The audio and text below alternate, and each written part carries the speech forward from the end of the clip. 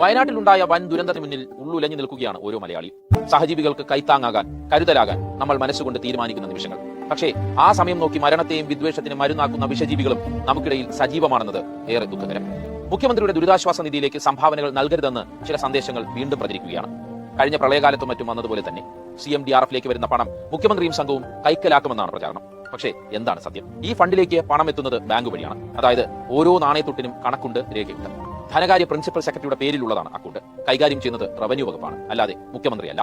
CMDRF വെബ്സൈറ്റിലെ transparency button click ചെയ്താൽ ഓരോ ദിവസവും വന്ന തുകയും ചെലവാക്കിയ തുകയും അറിയാൻ കഴിയും. വിവരാവകാശ നിയമപ്രകാരവും കണക്ക് പരിശോധിക്കാം. പിന്നെയുണ്ട്, ഈ ഫണ്ട് കൺട്രോളർ ആൻഡ് ഓഡിറ്റർ ജനറലിന്റെ ഓഡിറ്റിന് വിധേയമാണ്. അതായത് എന്തെങ്കിലും തരത്തിലുള്ള ക്രമക്കേടുണ്ടായാൽ അത് CAG റിപ്പോർട്ടിൽ വരും. സർക്കാർ മറുപടി പറയേണ്ടി വരും. ചുരുക്കി പറഞ്ഞാൽ തീർത്തും സുതാര്യമായ ഒരു സംവിധാനത്തെക്കുറിച്ചാണ് ഈ ഇല്ലാക്കഥകൾ. ഒന്നേ പറയാനുള്ളൂ, രാഷ്ട്രീയ അഭിപ്രായ വ്യത്യാസങ്ങൾ എല്ലാവർക്കും ഉണ്ടാകും. പക്ഷേ അത് പ്രകടിപ്പിക്കേണ്ടത് ഒരു ദുരന്തകാലത്തല്ല. അങ്ങനെ പ്രചരിപ്പിക്കുന്നവർ മലയാളിക്ക് തന്നെ ദുരന്തമാണ്. ചുറ്റിലും നിലവിളി ഉയരുമ്പോൾ നാട് നീളെ നശീകരണ യുക്തി വിളമ്പരുത്. അതൊട്ടും നല്ലതിനാവില്ല.